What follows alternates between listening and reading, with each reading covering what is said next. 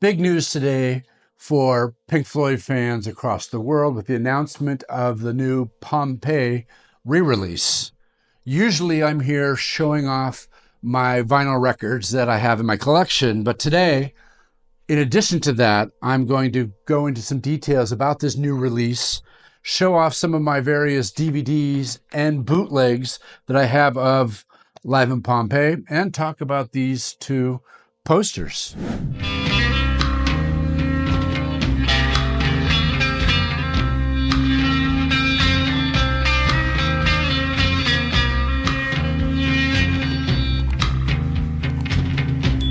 Pink Floyd's 1972 film, Live in Pompeii, is getting re-released, a full-blown reissue campaign, worldwide theatrical release and an IMAX starting April 24th. And it's going to have new physical formats May 2nd, Blu-ray, DVD, 2 CD, 2 LP, and Dolby Atmos. It's been digitally remastered in 4K with a recently found print of the original 35mm cut negative.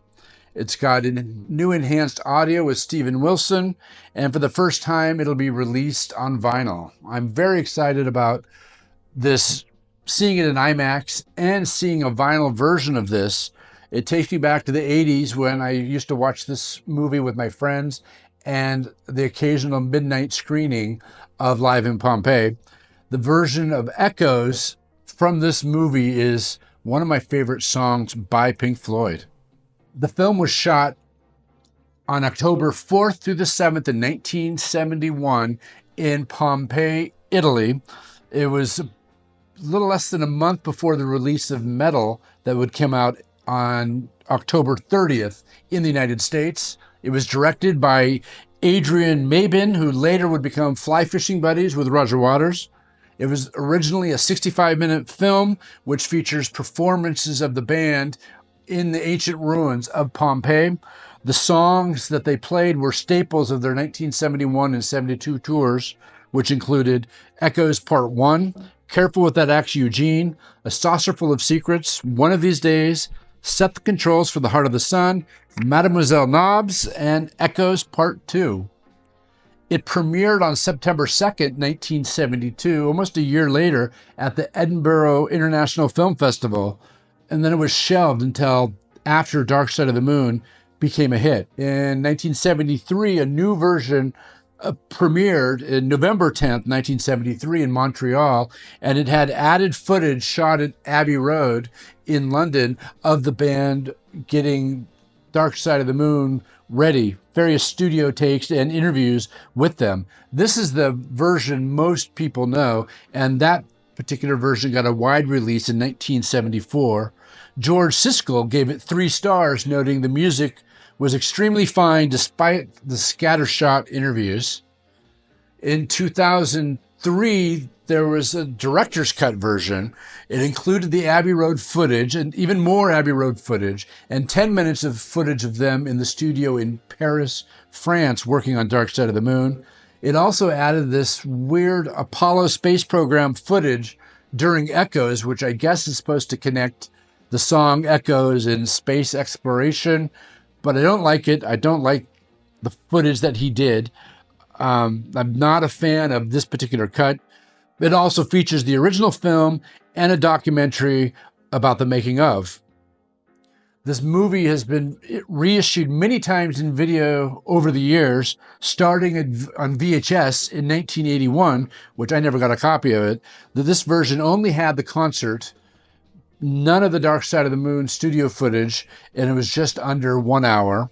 In 1982, the US RCA Select Division video discs came out. I found this copy at a garage sale many years ago. I never bothered to get the player. This doesn't have the Abbey Road footage. It's just the live footage in the amphitheater. Also in 1982, the first Laserdisc versions came out in the UK and Germany, and I'm pretty sure the best sounding vinyl bootlegs came from this Laserdisc source. They also added back the Dark Side of the Moon studio footage that came out with the 1974 film. In 1989, it was re-released again on VHS in the United States. I bought this version right when it came out. A few years before then, the movie would play at the SeaTac Mall in Federal Way, Washington at midnight when The Wall wasn't playing or when Rocky Horror Picture Show wasn't playing.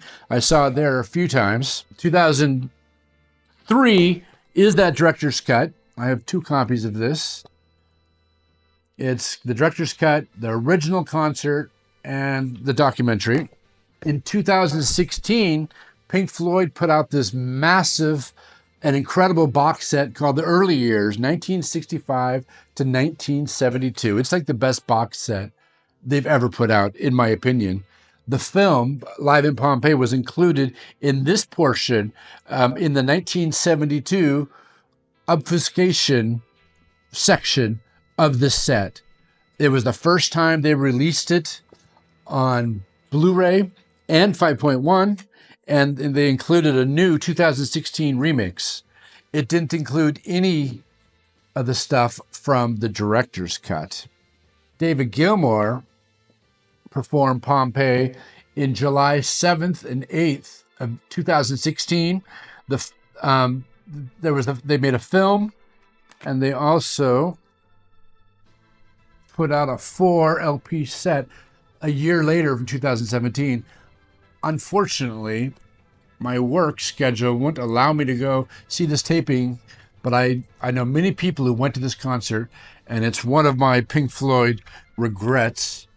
I'm embarrassed to say I haven't even opened this, and I've had this box set for 8 years, but I'll change that soon. Okay, here are my bootlegs. The soundtrack to Live in Pompeii has been bootlegged probably 30 different times. I have 5 versions here. I recently sold 3 of them. This is the 1983 version, from Germany, One of These Days, and it says Live in Pompeii, but they spelt Pompeii wrong. That seems to be a thing, a regular occurrence. The source is from the Laserdisc. It came out in blue and green.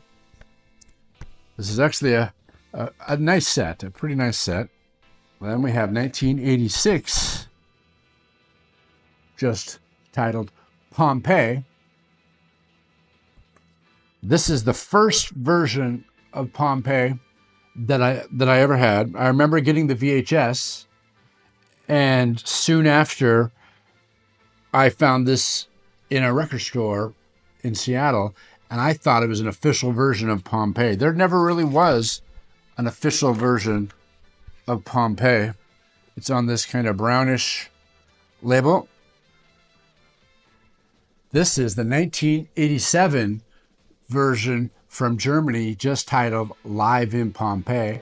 It's a really nice cover. This is a very popular version. This is the black vinyl, but the multi-color vinyl version of this is probably the most expensive and the rarest version of all the Live in Pompeii bootlegs. This is the 1988 German Pompeii. I don't think this was sourced by Laserdisc. I think this must have been from the VHS. It's not as good. The label says a Red Coat production, limited to 800 copies. It is on a plain white label. This one is currently for sale in my little Purge online store I have, which I'm trying to get rid of my doubles and selling a bunch of my bootlegs. Go to vinylpipershop.com and you could get more information about this and other bootlegs that I have for sale up on that site.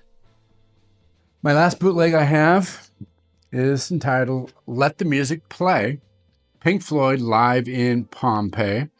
Another misspelling here is they've called this Live in Pompeii. And it says 1973, which they got the date wrong. 3 sides of this are from the movie, and 1 side are tracks from the live tracks from Umaguma, the official version of Umaguma. Comes on black vinyl. And those are my boots. And now the posters. This is a handbill from September 10th, 1972. It's McFarland Auditorium, Southern Methodist University, Dallas, Texas. This was performed 8 days after the Live in Pompeii premiered in Edinburgh. They played an earlier version of Dark Side of the Moon, which come out in another 6 months, and they played some tracks from Metal. This poster is from 1972, a Memorial Coliseum in Portland, Oregon. September 28th. This is about 26 days after they premiered Live in Pompeii in Edinburgh. There are similar posters for the show in Seattle and Denver. I collect Seattle concert posters, and I've had no luck finding the Seattle version. They played the same set as they did in Texas, but they added Set the Controls for the Heart of the Sun. That's the video. I'm very excited about this release of Live in Pompeii. I can't wait to go see it in an IMAX theater, and I can't wait to get my hands on an official vinyl version. I know I'm going to be forced into getting the US, the UK, and the Japanese pressing, because that's kind of how I roll with all these latest Pink Floyd releases. Don't forget the movie comes out April 24th, and the physical versions come out May 2nd. Like and subscribe and comment and do everything you do with these type of videos. I will see you on the next video.